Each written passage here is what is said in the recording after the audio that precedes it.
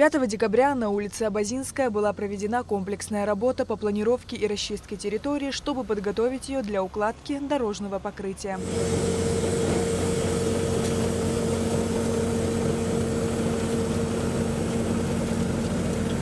Укладывать первый слой асфальта начали от Сухумской крепости. Протяженность улицы Абазинская 686 метров. На ее ремонт уйдет порядка 38 миллионов рублей. Уже после первого слоя это регулировка поднятия люков, и потом будет уложен второй уже финишный слой. Сегодня они пройдут до улицы Лакоба, мы уже фактически дошли.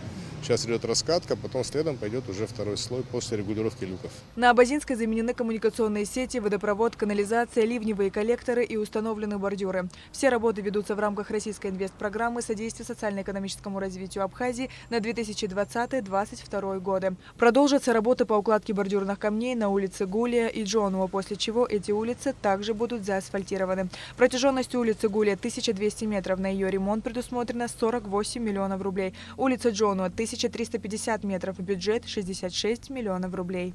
Сария Кварцхеля, Раму Камки, Абхазское телевидение.